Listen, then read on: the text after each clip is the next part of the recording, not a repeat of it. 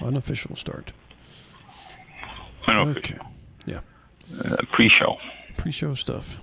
That's what it's all about. Oh, wow. I still have 2023 on our little scrolling thing here. All About Wine 2023. Oh. They're probably thinking that's an old show. It's 2024, actually. I got to find that file and modify it.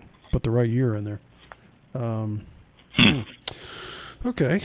Well, so we're getting ready for the main show. No, actually, I sent out a bunch of emails to guests, and 1 minute until showtime. The computer pops up saying, "You wrote this person 5 days ago or 10 days ago. Would you like to follow up?" And all of them are popping up 5 or 10 days ago now. They haven't responded, so I need to get on them and see if I can't get a hold of people again. I had quite a few booked, and then April was that horrible month for us. Yeah. And at least it was only April. It wasn't like 2020 when it was a whole year. So, yeah. That's true. For those of you just joining us and everybody on Spotify listening to the first 60 seconds, stay tuned. The show will be here soon. Don't leave. The show will start shortly. Yes. There's an intro, and then the show actually starts. This is just, we're just connecting everything up. Your show will go live in 5 seconds. 4, 3, 2, 1.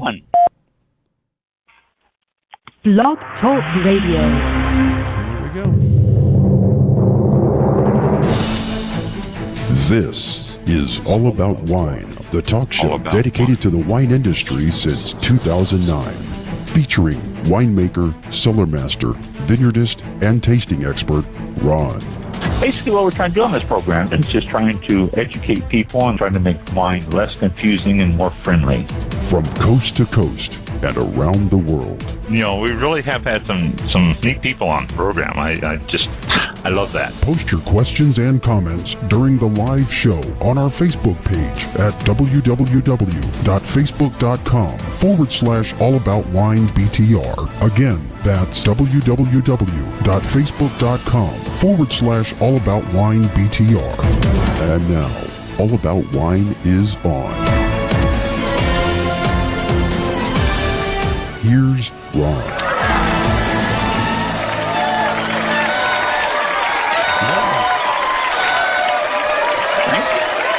Thanks to bus people.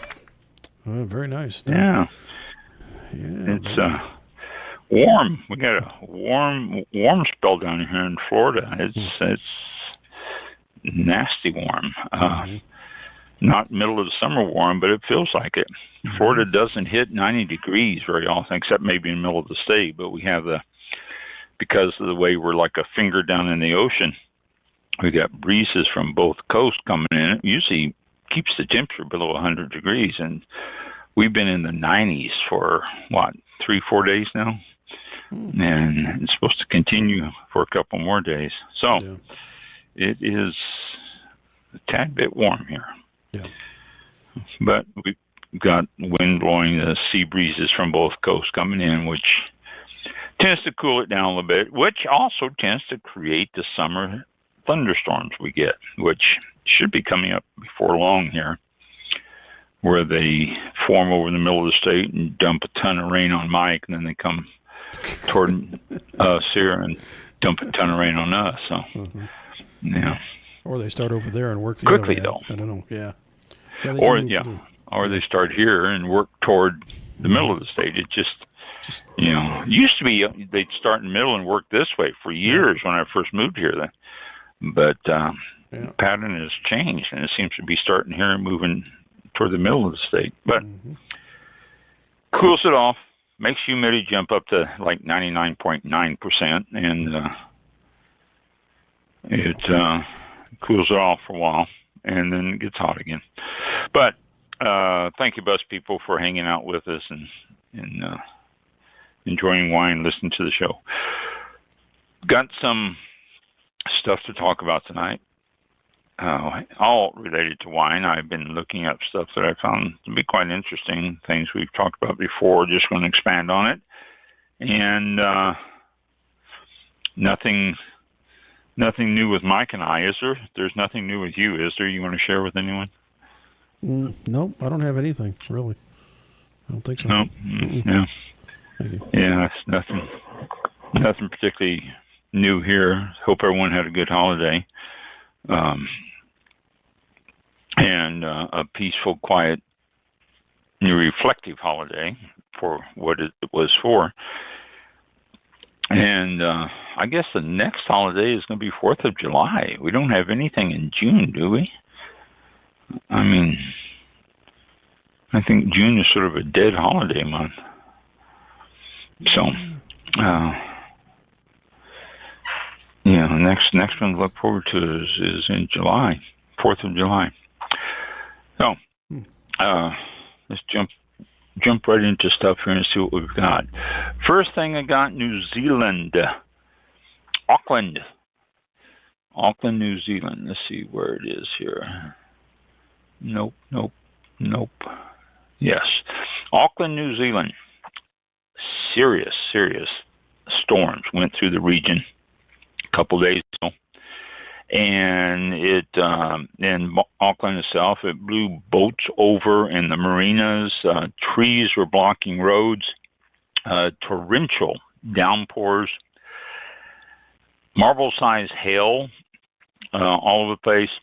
They closed the Auckland Harbor Bridge, which is one of the main thoroughfares because of the lightning and bad weather. Canceled some flights going in and out because of the bad weather. And the vineyards around Auckland, outside of Auckland, were pelted. Good thing is they're going into winter there. They are in the southern hemisphere, so they're going into winter there. And it's probably not going to do much damage as far as the vines go. But it is some serious weather going on down there in New Zealand. So the reason I looked it up is because of the vineyards around there. But it looks like because of the time of year, they are going to be saved. They won't be affected. So much for Auckland. Let's move on to... Oh, why does it do that? That's not supposed to do that.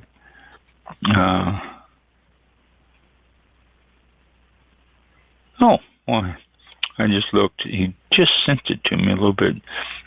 David is one of our guests coming up, and he responded and said he was sick himself, so sorry for the delay. He and Jessica looking forward to being on the show, so we might be able to book him for next week. With any luck, that could be a possibility. Good.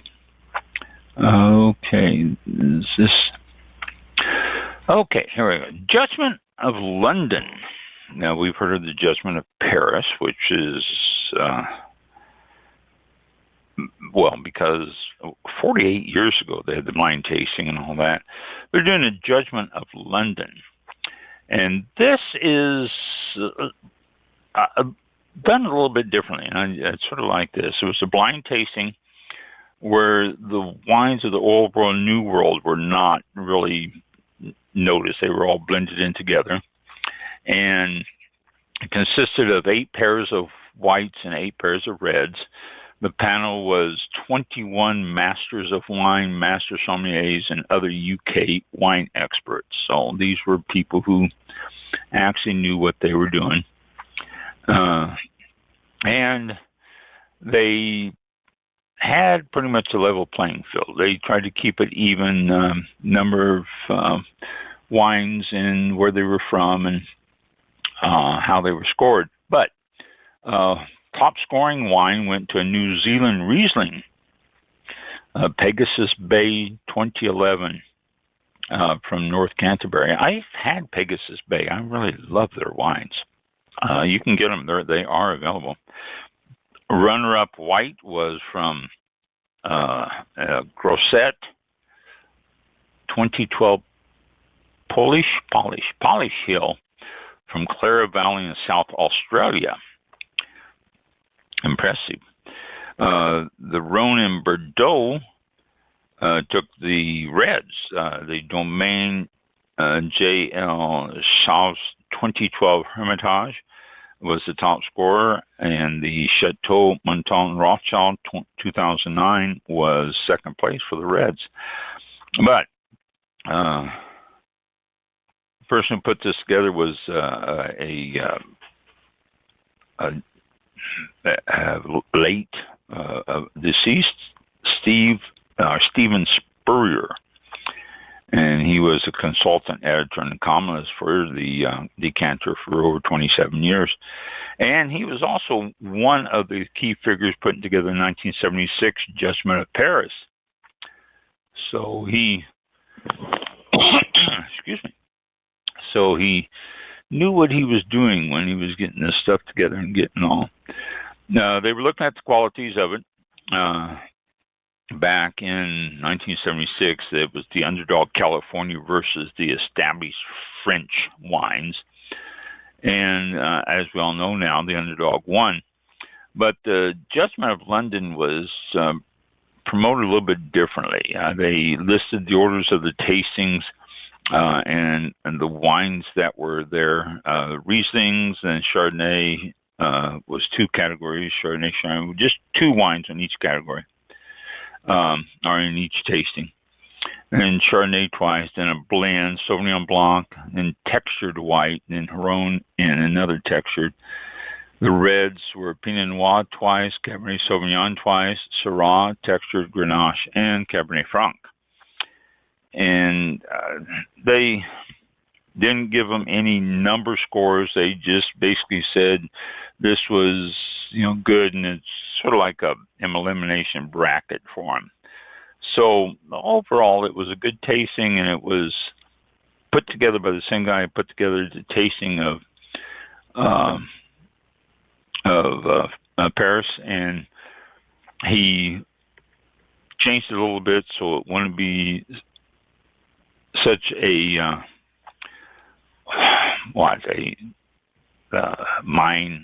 earth-shattering ruling on it and who won and all that, like the one in 1976. So that was just held. Let's see what they say. And here we go. So this is a level playing field. So 16 wines from Europe earned a total of 2,621.5 points, and the ones from the rest of the world, 2,604.5 points.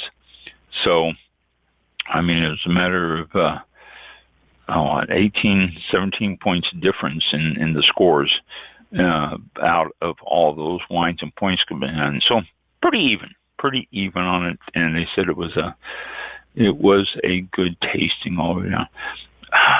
What was I looking at? I was looking for the year 76 was the Judgment of Paris. Yeah, okay.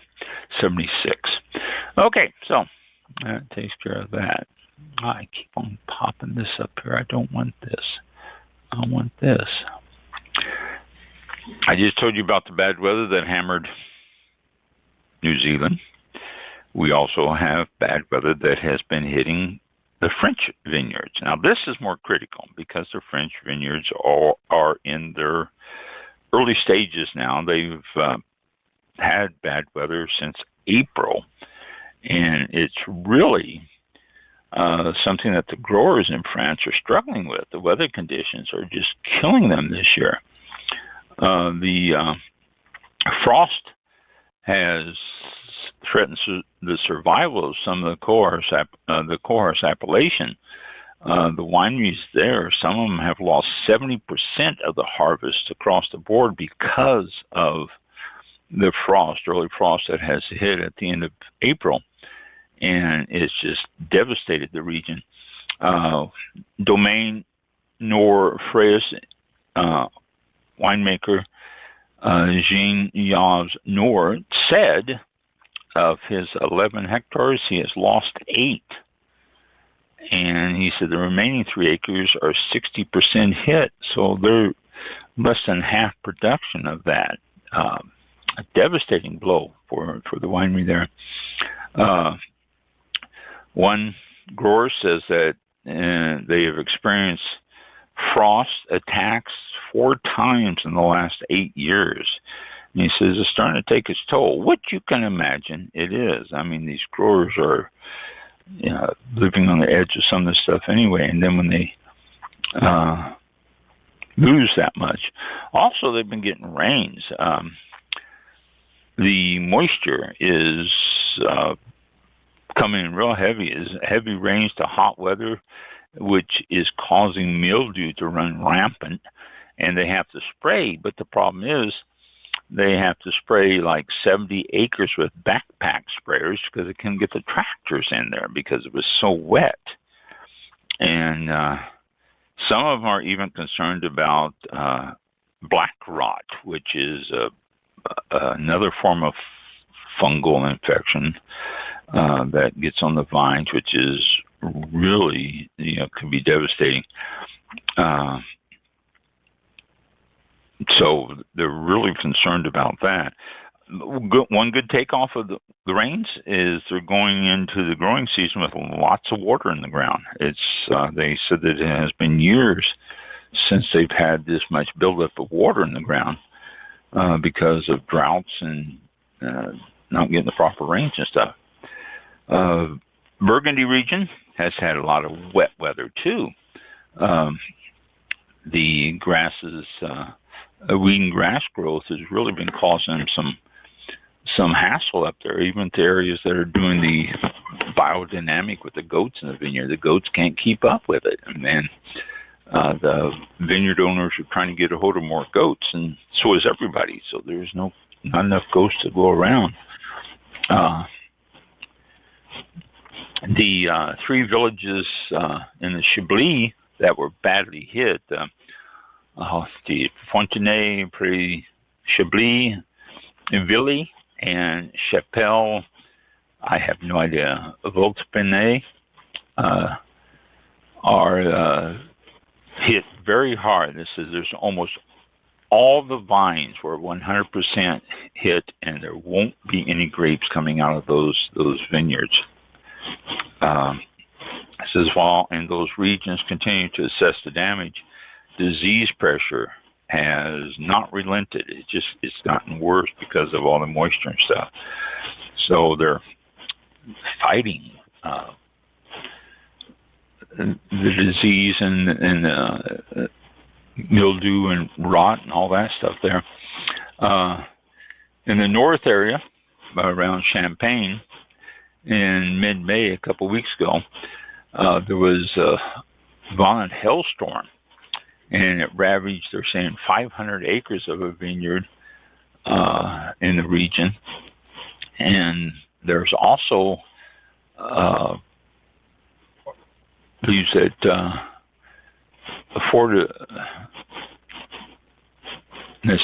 10,000 or 1,000 to 1,200 acres were affected, with an estimate of 70% reduction in yield in the area.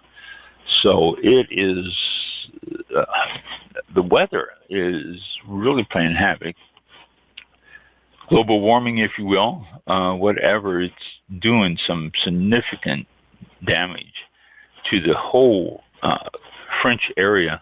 And I'm sure it's bleeding over also. I mean, France is just stuck right there in the middle of the major wine growing regions, but I'm sure it's bleeding over into Germany as well as Italy and even Spain.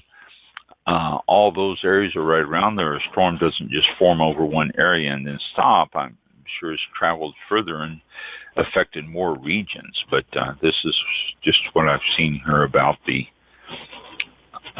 French wine growing region. But it's horrible. The destruction is not widespread in the Appalachian just to the east, but several hailstorms on just last Friday and over the weekend, this last weekend, came close to wiping out 2,500 acres of vineyards in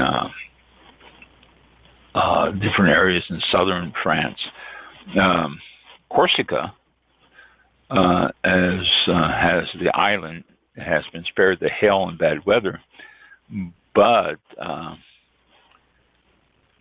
they said that much of the mildew pressure has been seen on the mainland and not so much on Corsica, the island itself. So that's one good thing, but it's devastating in France this spring and early summer, and it's that time of year when they're starting to look at getting bud break, getting some early happenings on the vineyard, and they start getting frost in April, and then it goes away, and then they start getting buds again if they're lucky to survive, get buds again, then the hail comes in and wipes out the rest of it. There goes their crop for the year. So what's this going to mean? Like I always say over and over, it's going to cost you more money to get French wines. And it's not just expensive wines. It's going to affect all the wines. So whenever you see that stuff there, it's going to cost more money. And it wouldn't surprise me if you see a slight increase in other wines too, everywhere, because the French aren't going to be able to put out the wines there. So others will increase their prices a little bit because the French can't have their wines on the market. So weather, nasty thing. It's all over France, and I'm sure Europe. It's being affected everywhere. AI, artificial intelligence. If you haven't heard of that, then you are living in a rock, under a rock. It's everywhere. I suppose we can call Alexa artificial intelligence. Our guidance systems on the car, artificial intelligence, they all do stuff that's not just a person sitting there. So AI, we've all dealt with artificial intelligence, and it is getting by leaps and bounds better and better. It's actually keeping ahead of all other aspects of it. The laws concerning artificial intelligence, how it works, how it's effective. We've just recently seen Scarlett Johansson that asked artificial intelligence asked if they can use her voice for something. I can't remember what it was, and she said no. And then a few days later, she heard it being used. And so she sued him and said, I want to stop. Obviously, she won, but that's just, how artificial intelligence, it's all over now. You can copy anybody's voice and all that. And it's fascinating, but it's also a little concerning if you think about it in a lot of areas. Artificial intelligence has now hit the wine industry. And that's why I went through all that stuff there to work up to that statement. And it's actually affecting what you're drinking, but in a good way. It's not sitting in the cellar and making your wine and interpreting what needs to go here and what needs to go there. It's doing it in a good way. The wine industry is always had this artisan attitude, craftsmanship, and all that. Well, artificial intelligence is not changing it a lot, but it's starting to control production in the vineyard and also into the bottling plant, stuff like that. AI, artificial intelligence, is being used in a lot of wineries. They've invested in tractors that use vision-based AI. The vehicle has a 360-degree camera and senses the crop, analyzes it daily, and helps the vineyard make real-time adjustments to how long the yield should stay there, if it should be picked now, if it should stay on the vine longer. Also, it's implementing it to monitor the water levels and what type the weather coming up, so what type of water or amount of water should be on there. And there's, wineries all over the place. Gamble Family Vineyards in Napa is using AI. Australian Rathbuns Group Vineyard at Mount Langai, Garin has implemented AI. In the Southern Hemisphere, also Chile, the Vina Constitucional is using AI to accurately adjust its yields and collect information about its grapes, so they will pick it at the optimum time. And it's doing. I mean, it's all over. It's doing it, checking the vineyards and checking the grapevines and checking the water and how the weeds and all this. It's being implemented all over. When it goes into the cellar, it is also AI is also double checking some stuff there too, to be sure that the wine is progressing properly and doing what it should in the tanks and stuff like that. It's not going to take away from the winemaker, though. In the end, the winemaker has more time to do more of their main job with AI, helping them out with the less critical task, if you will. The winemaker is going to be able to smell the product. He's going to be able to taste the grapes on the vineyard. He's going to be able to make a decision in winemaking, and if it's ready to be bottled, if it needs more of this, if it needs less that. The winemaker is going to be the final thing. And I think I went to an article a couple of weeks ago, talking about artificial intelligence and how they're using it to make wine. But I think that article ended up with the same comment. It's still going to be the winemaker who's going to give you the final product, who's going to be the one that's going to make this and say, okay, this is the wine we're going to bottle and put on the shelf. It's not going to be artificial intelligence. Yeah, artificial intelligence can make a perfect wine. You feed the proper information into it and all that, and it will seek to make that. But the winemaker is going to be the one that's going to have the final say on it, because artificial intelligence is not going to be able to smell it. They're not going to be able to taste the nuances of it and stuff like that. So artificial intelligence is in the vineyard. It's there.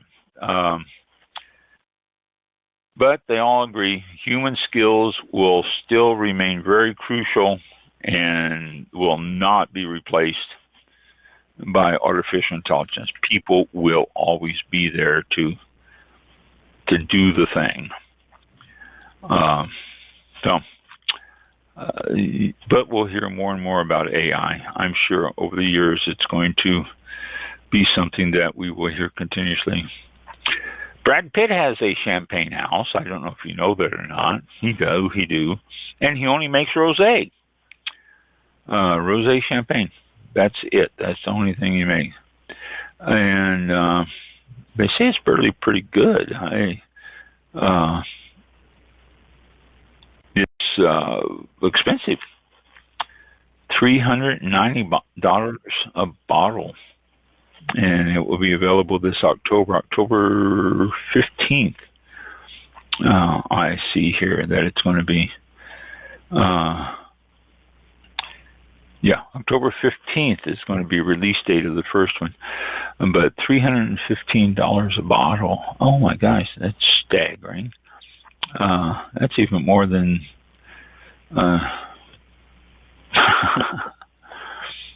I can never think of that expensive bottle of champagne. I remember I ran across that problem once before, and I was trying to think of it, and I couldn't think of it.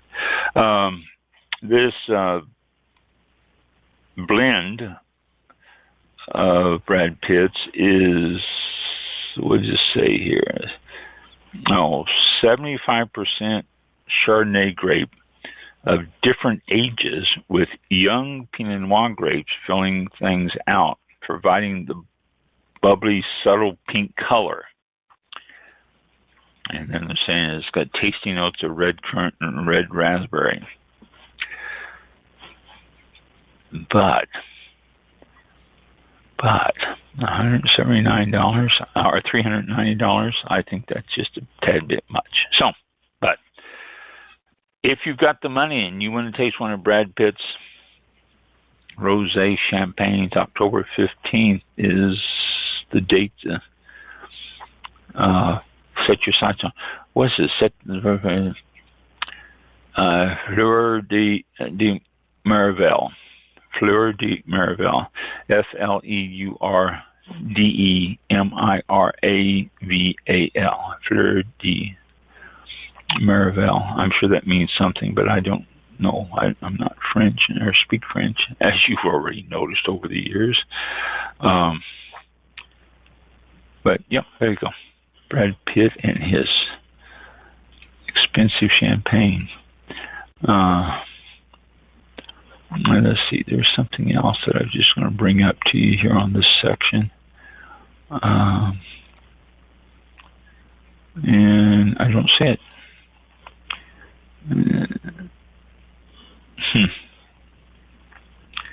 Well, global warming is increasing likelihood of frost damage in vineyards. See, that's the global warming, I think, is climate change, I think, would be a better term there instead of global warming.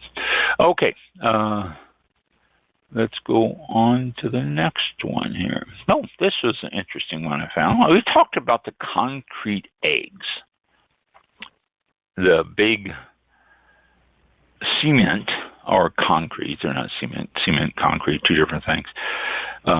You use cement to make concrete.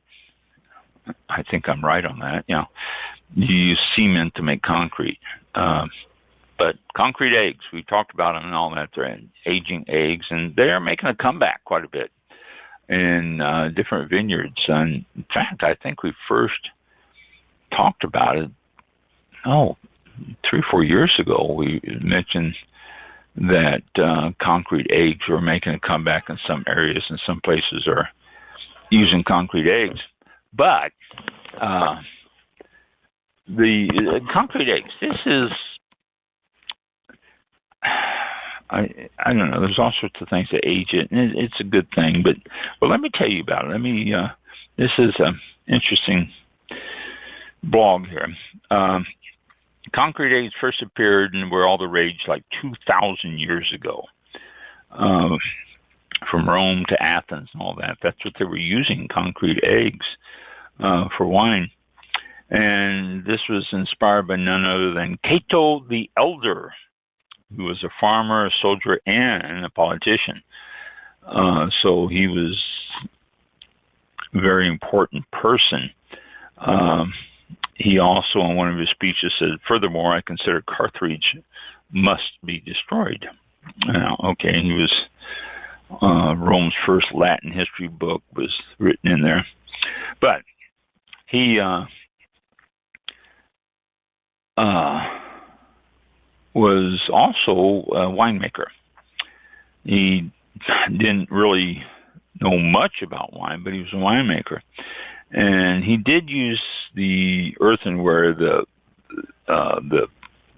dolia, the Roman dolia, which is basically the egg. It was made of, I think, terracotta. Held 300 gallons. It was like 6 feet tall, and it was on a rack, and he would make the wines in that.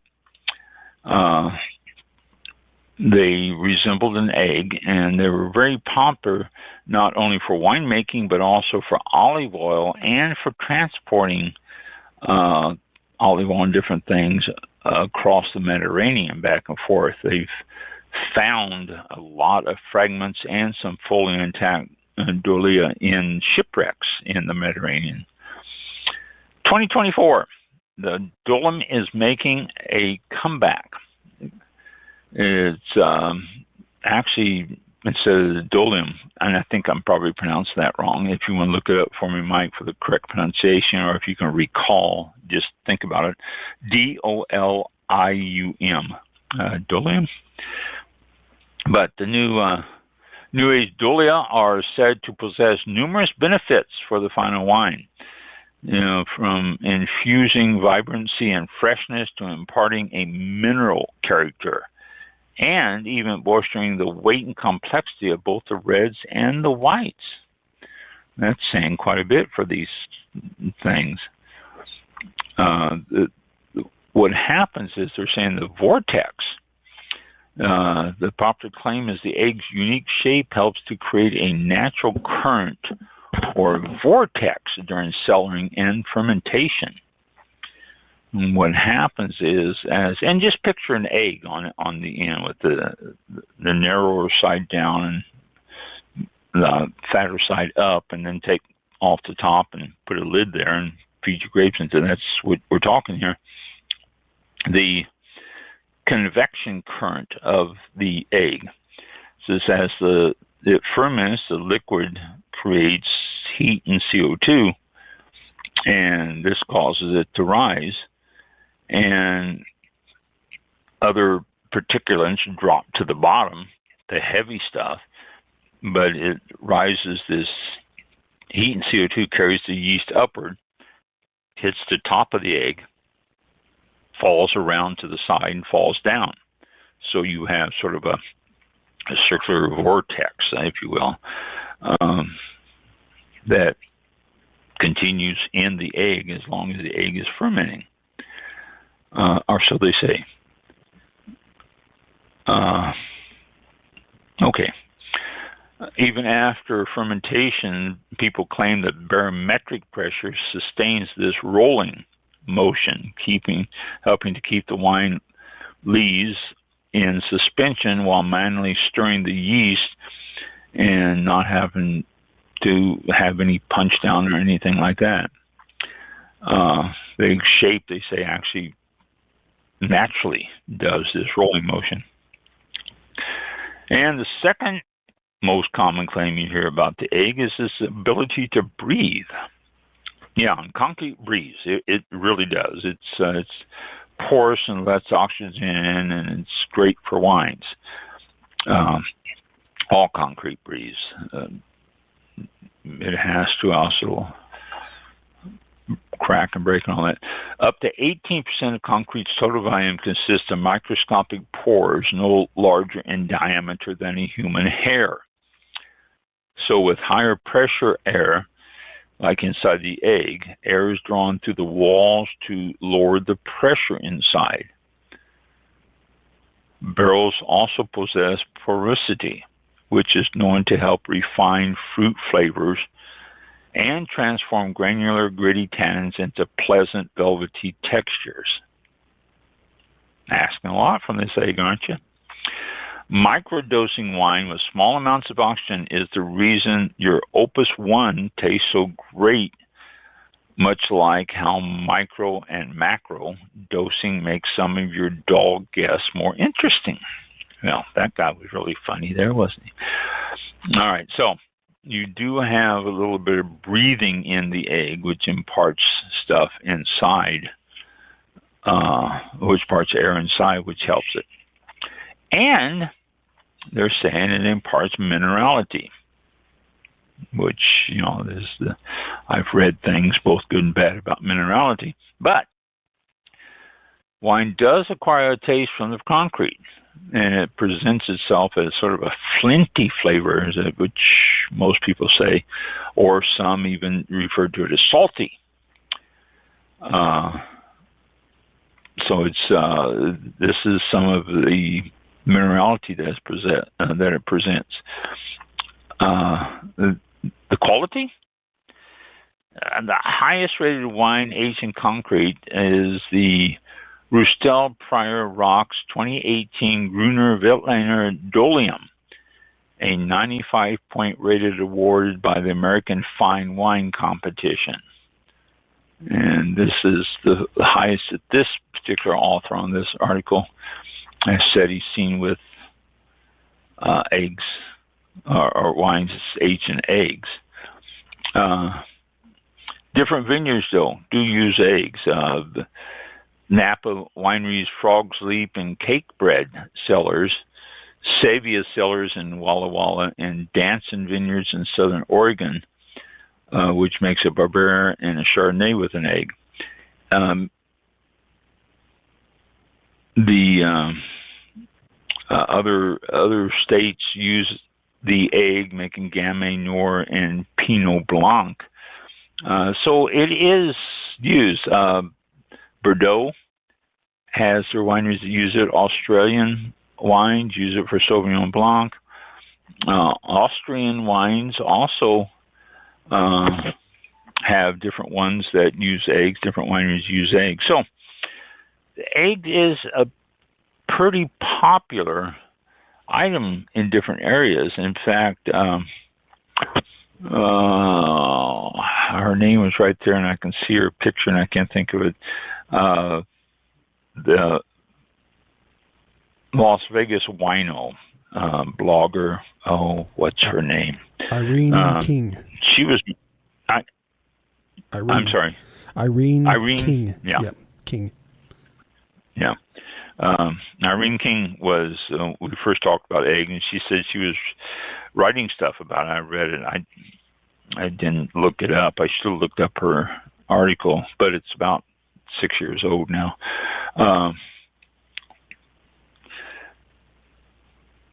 She said that she was seeing a big resurgence back then, 6 years ago, in the egg.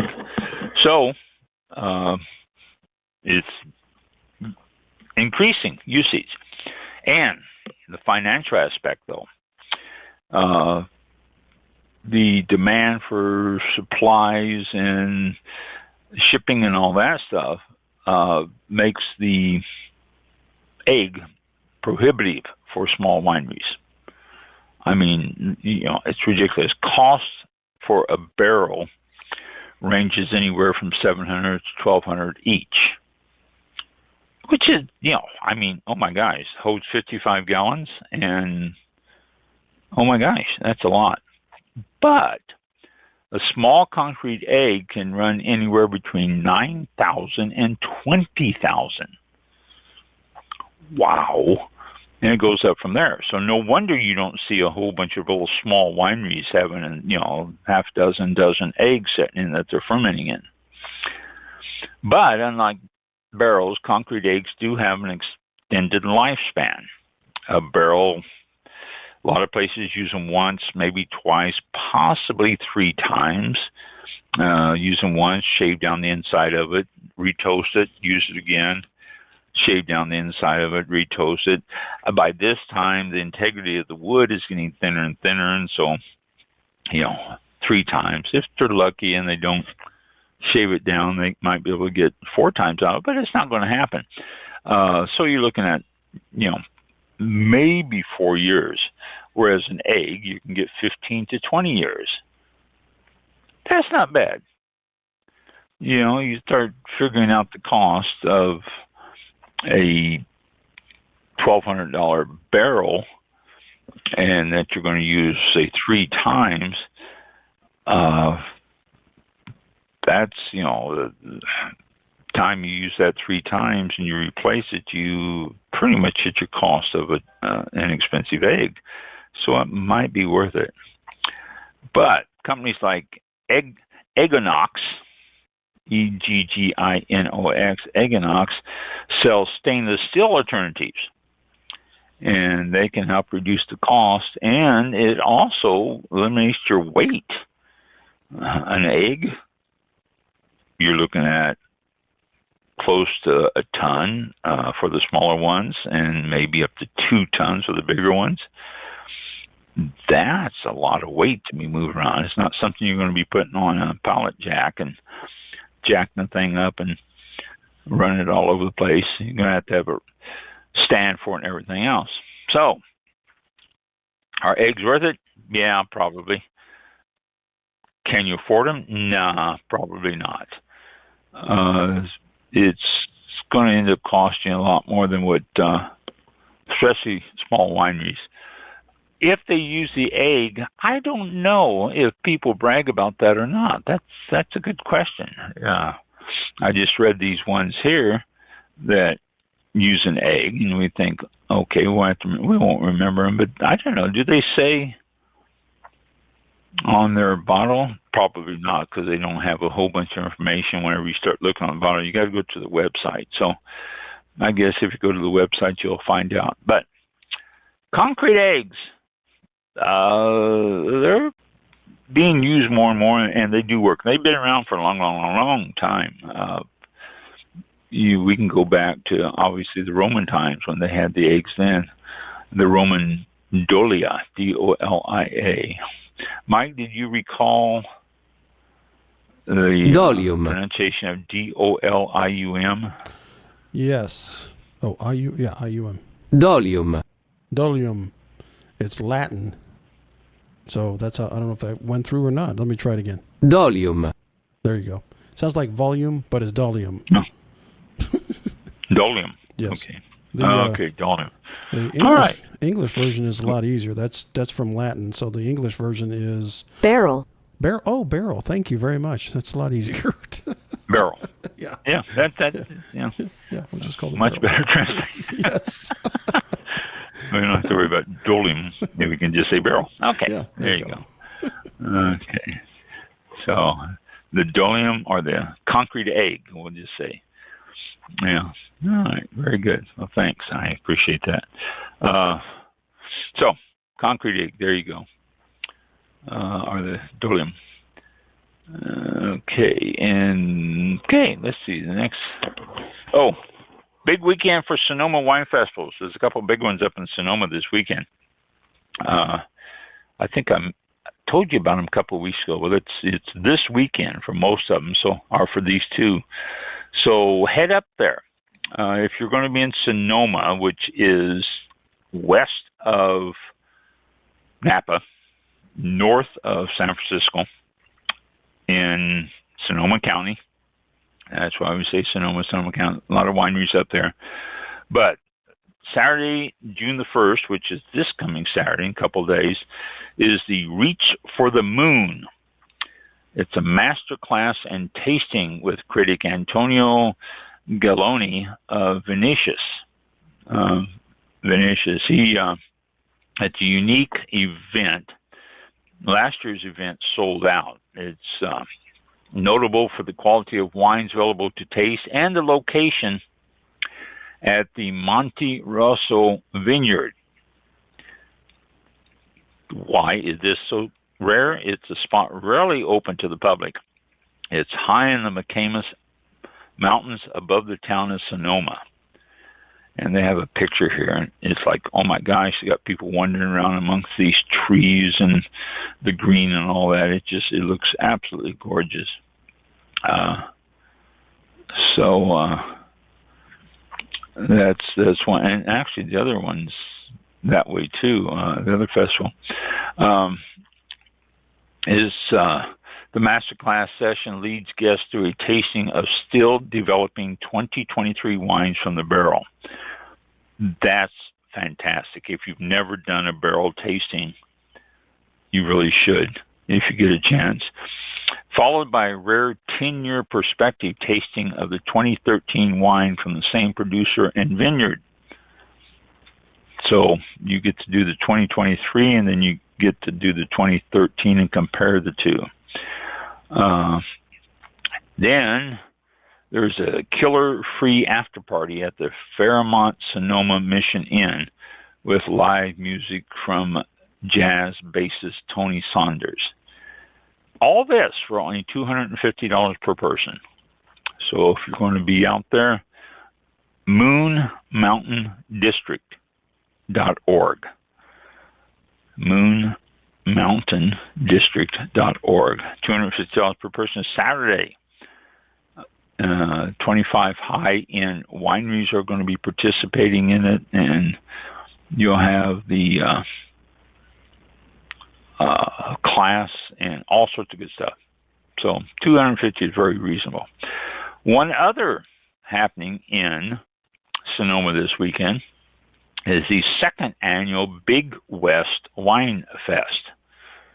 Sort of rolls off your tongue, doesn't it? It sold out in 2023, but it's back this year. It's at the Solar Punk Farms in Gurneyville with over 50 natural and low intervention wines and cider products, actually. Natural and low intervention, which means, this is going to be a different approach to wines than you may be used to. They have winemakers to watch. These are people who are starting to make their name in the wine industry. It's going to be in the redwoods.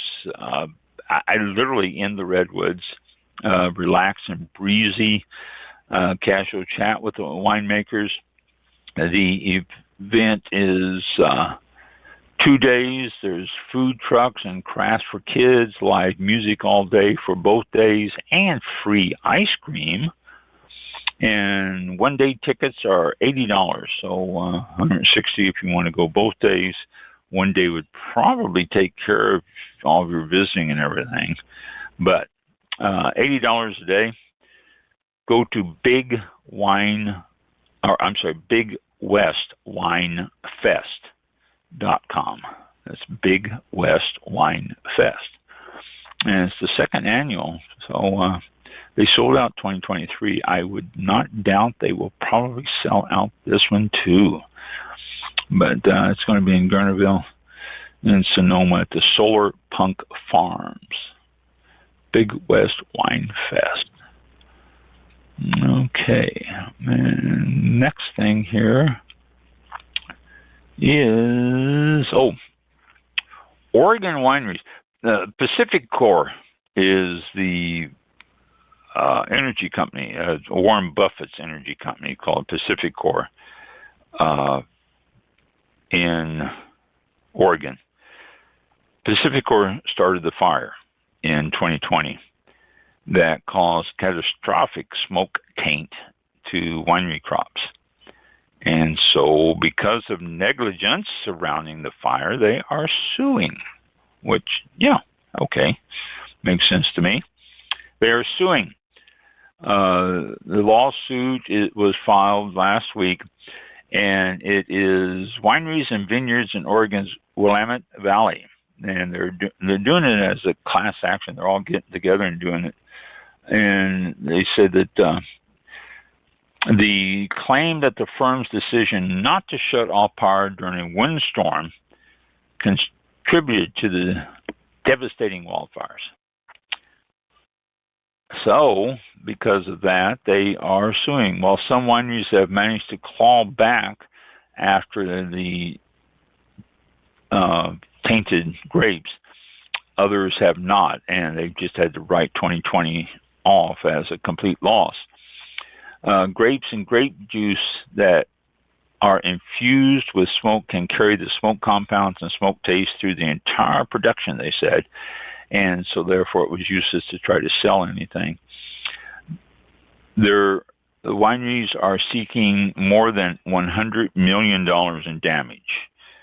Pacific Core has indicated that its commitment to settling at all reasonable claims has already been ordered by Oregon juries, and they are saying that this lawsuit is frivolous because they are already looking at forking over billions of dollars, and this $100 million in damages that the wineries are seeking is less than what they've been ordered. So the wineries are thinking that more should be done, and more they're asking for different compensations and stuff. One winery, Patricia Green Cellars, managed to transform 12,000 gallons of tainted Pinot Noir into a brandy whiskey blend, teaming up with local Oregon distillery Big Wild Spirits. They marketed under the brand name Patty Green, and each bottle sold for $85 to $200, depending on the size, and also depending on the length of the aging. But the spirits only made 172 cases, so 12,000 gallons of tainted Chardonnay did not go far in the 172 cases that they blended together. But they're suing. I'll see if I can't keep an eye on this lawsuit and see if it's thrown out or if it continues to go through. If the no, I was just reading a little bit here. If they're already, Pacific Court's already indicated its commitment is already been ordered, then I don't know what's going to happen. We will see. I'll let you keep you posted. But they're suing for $100 million in damage. And Pacific Court says this could cost them billions if it's settled with all the different wineries. So, I don't know. Corks. We all know corks come from cork oak trees. We've talked about corks in the past. If you haven't and you're curious, then you can always check out some of the old episodes where we talked about corks. But there are some cork oak trees growing around Cal Poly. Yes, California College, Cal Poly. And they have some cork oak trees there. So Cork Supply, a company that does cork and makes corks, hosted an educational event at Cal Poly San Luis Obispo campus, and they harvested some cork just to show students and people how cork is harvested. They say, well, this article says cork takes 9 years to grow. I've heard 7 years. I've heard 5 years. Now they're saying 9 years. I guess maybe it's in the area you're in. But they said 9 years later, this will grow back. They said company sources approximately 60% of its raw materials from Portugal and 40% from Spain. And they said it's 99% is dedicated to cork production. Wow. There's all sorts of use for cork. And they said that even discarded scrap cork can be burned in biomass boilers to generate energy for its facility. So they use all of the cork from the cork oak tree. But they harvested these corks and showed people how it's done and what's done and how it's put together. It says on average a cork oak forest typically houses between 50 and 150 trees per hectare, each with the potential to produce approximately 1,500 natural corks. So, but the best thing about cork oak trees is the fact that they are great at capturing CO2. Living up to 200 years and harvested every 9 years, following the maturity, which takes, I think, like 15 years, they are great for capturing CO2, which is a great thing. But the thing is, in Portugal, we have to worry about is a lot of the areas where they are harvested, where the cork oak trees are being sold out. The old guys that used to do all the harvesting and all that are looking at turning it over to the family members, to sons and family members, nephews and whatever. And they are more interested in electronics and doing a career in that, and instead of going out there doing the corks. And so they are selling a lot of the areas, and they're being plowed under and taken out to build houses and develop the areas. It's been happening for a long time. They're trying to stop it. They have been trying to stop it. It has slowed down, but it's still a problem. But they harvested here a few trees at, out in California at Cal Poly, and showing people Cal Poly San Luis Obispo campus, showing the people how it's done and how they do it. This was just on Tuesday, too, May 28th, a couple of days ago. So Cork oak. Again, if you're interested in more, I did a complete show on cork oak and all about it and how it was done and how it was harvested and everything. This was something I found a little interesting.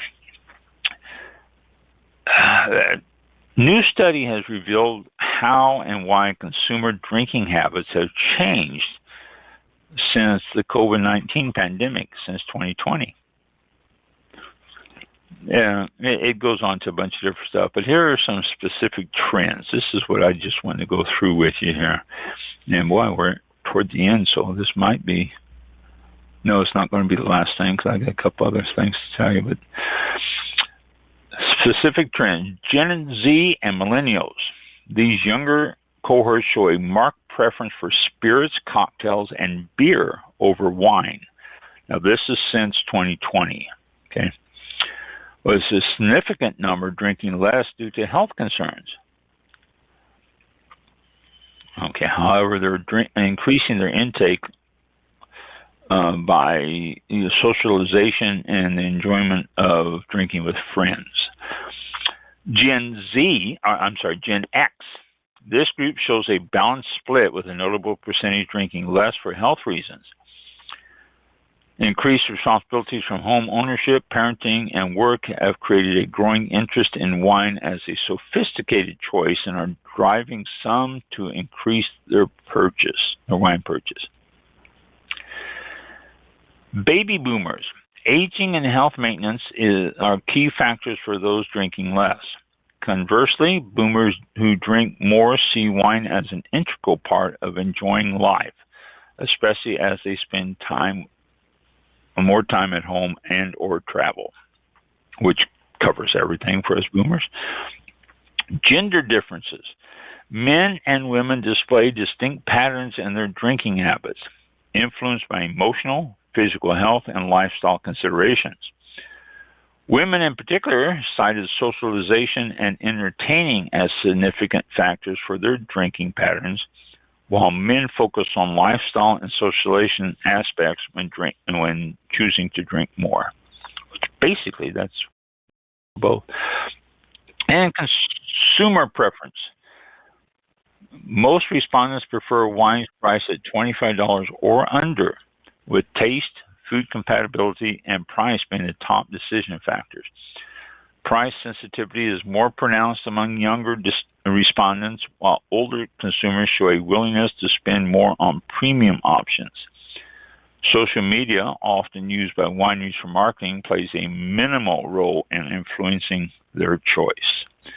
So just some highlights from this latest survey that was done back after the pandemic and how it has changed.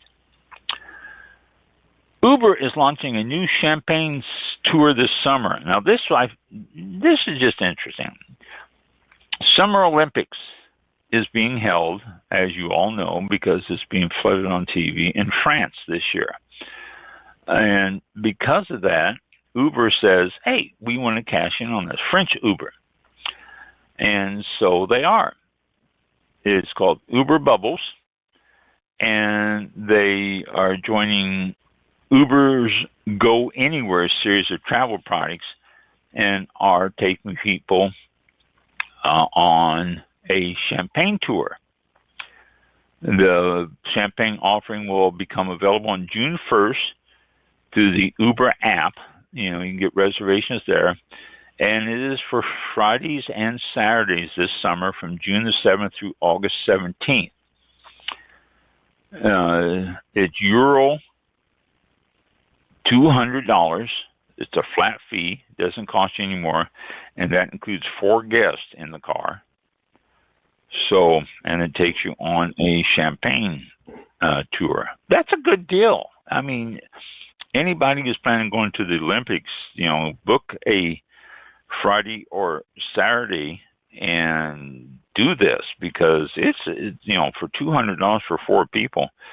I mean, when you get there, if you're there with you and a significant other, find another couple. Say, hey, we'll split this cost with you, and you're getting by $100 for it. personalized tour through the Champagne district, you can't beat it. So look at doing that. Uber also has all sorts of stuff going on for themselves too. If you're not familiar with it, Uber has Uber balloon rides, and they have Uber. What is some of the others I just saw here? Uber boat rides in different areas. Greece. Boat rides in Mykonos, Greece, Uber balloons in Turkey, Uber cruises will come to Paris, and this all sorts of stuff. But this Uber Bubbly, Uber Bubbles is going to be a great package. $200 flat fee, €200 flat fee, June the 7th through August 17th. So June, July, and half of August. Good deal. Good deal. Check it out. You're looking for cheap wine that has affordable prices for award-winning wines. Check out Castle Rock Winery. They have been getting scores consistently at 90 and above, and they are really reasonably priced. So if you want to get yourself a higher scoring wine at a reasonable price, Castle Rock Winery. They are, I want to say, where are they located? Castle Rock is, they're North California or Sonoma. No, but the 47th largest wine company in the United States. That's out of over 11,000 in the country. They're the 47th largest. So their wines are scoring up all over 90 and above, and they are still reasonably priced. So Castle Rock Winery. And let's see, what is this next one? No, this is something I want to throw out there too. Daily marijuana use outpaces daily drinking in the United States. For the first time, it has marijuana uses outpaced it. Now, the article goes on and it talks about use of a lot of people who use marijuana daily for sleep reasons and things like that. Cannabis use is being used for medical reasons and to get off of different things. Cannabis use is but cannabis use, daily use of cannabis is now more so than alcohol. Wow. That is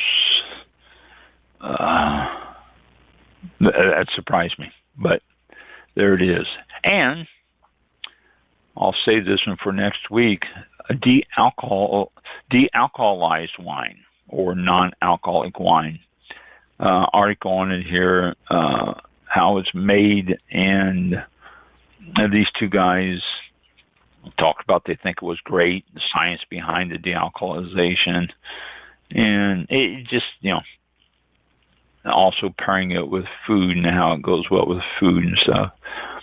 So, they're singing the praises of non-alcoholic wine or de-alcoholized wine, and we'll see what they have to say. But that is from Vague News, which is plant-based life and food style. So, all right, there we go. We are done for another week. Okay. Well, you did mention Tony Saunders. I think it was performing in Sonoma at the festival. I think that's where I got it down. Yes, and that rang a bell because I know quite a few musician histories, and that one rang a bell for sure.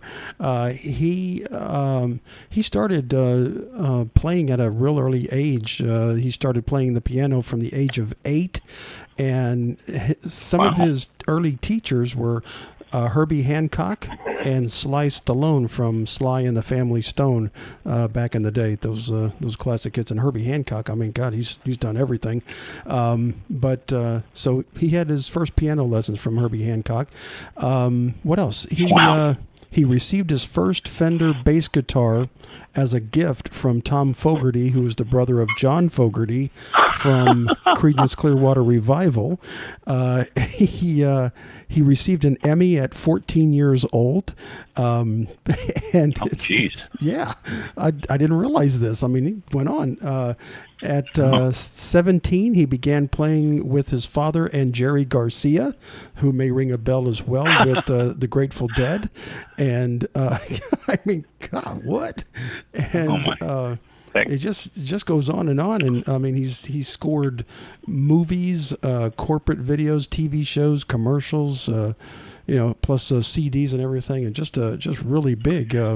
With the work that he's done. Blessed life. Jeez. Yeah, and gosh, to see that, I would say a legend with his experience and everything that he's done. But everything, his contributions to music and everything is just amazing. It goes quite a bit into detail here, but.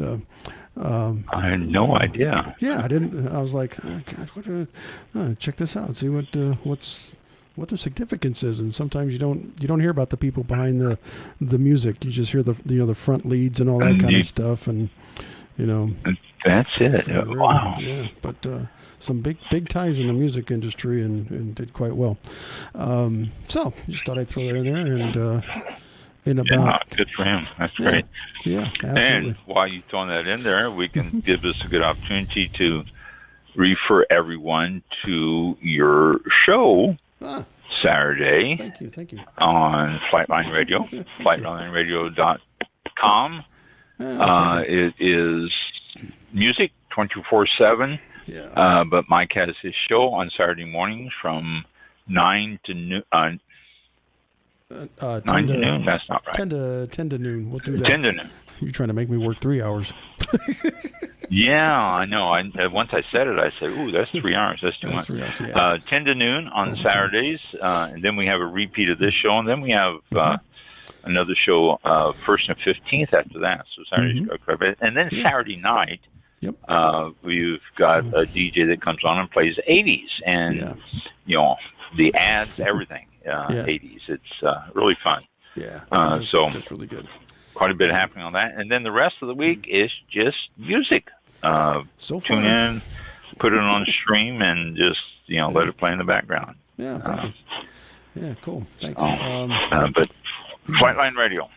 Yeah, thank you. Thank you.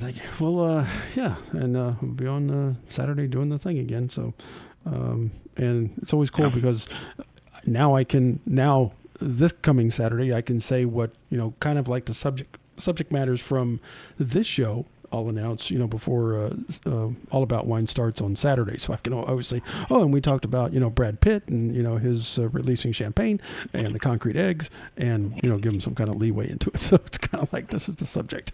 Oh, there you go. That's cool. And so I'm trying to throw it in there as well. So, we're going to go ahead and close it out for this evening for May the 30th.